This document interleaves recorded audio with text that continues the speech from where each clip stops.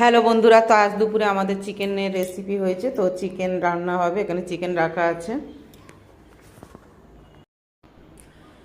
আর এখানে 4 পিস মাছ রাখা আছে, নোনা মাছ, এটা ঝাল হবে। আর এখানে কাঁচা পাকা টমেটোর কাটা আছে, পেঁয়াজ কাটা আছে, এখানে আদা রসুন কাঁচা লঙ্কা পেস্ট করা আছে, আর এখানে আলু কাটা আছে চিকেনে দেওয়ার জন্য। আর এখানে কিছু ধনেপাতা কেটে রেখেছি, যেহেতু দুটোই রেসিপিতে লাগবে। তো কড়াইয়ের মধ্যে তেল বসিয়ে দিয়েছি। তো তেলটা গরম গরম হয়ে এসছে, ওর মধ্যে আলু কটা ভেজে নেবো, যেহেতু এটা চিকেনের আলু, চিকেনে দেওয়া হবে। তো আলুটা লাল লাল করে ভাজা হচ্ছে, ওর মধ্যে একটু লবণ দিয়ে দেব, দিয়ে আলুটা শুধু ভাজা করব, লাল লাল করে ভেজে নেব। তো আলু এখানে ভাজা হয়ে গেছে, আলুটা তুলে নিয়েছি। তো কড়াইয়ের মধ্যে আর একটু তেল দিয়ে দিয়েছি, দিয়ে ওর মধ্যে দারচিনি, এলাচ, লবঙ্গ আর একটা শুকনো লঙ্কা আর জিরে দিয়ে এটাকে ফোড়ন দিয়ে নিয়েছি। দিয়ে এর মধ্যে পেঁয়াজ দিয়ে দেবো, বেশি পরিমাণে পেঁয়াজ দেবো, যেহেতু চিকেনটা গ্রেভি গ্রেভি টাইপের হবে। তো পেঁয়াজটা ভাজা ভাজা হচ্ছে, ওর মধ্যে মাংসের পরিমাণ মতন পেঁয়াজ দিয়ে এই নুন দিয়ে দিয়েছি, যেহেতু মাংসের পরিমাণ যতটা লাগবে নুন দিয়ে দিয়েছি। তো লাগলে আরও পরে দেব।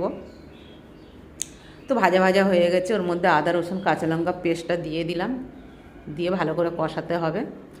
তো কষাচ্ছি। তো কষাতে কষাতে এখানে তেল প্রায় ছেড়েই দিয়েছে। তো এর মধ্যে একে একে হলুদ গুঁড়ো, যতটা পরিমাণ লাগবে ততটাই হলুদ গুঁড়ো, একটু জিরে গুঁড়ো আর একটু ধনিয়া গুঁড়ো দিয়ে দিলাম। তো চিকেনের যেসব মশলা লাগে আর একটু লাল লঙ্কার গুঁড়ো বেশি করেই দিলাম, যেহেতু লাল লাল ঝাল ঝাল করে মানে চিকেনটা হবে। তো মশলাটা ভালো করেই কষাচ্ছি। তো দেখো তলায় ধরে ধরে লেগে আসছে। তো তারপরে একটু চিকেন মশলা দিয়ে দিলাম,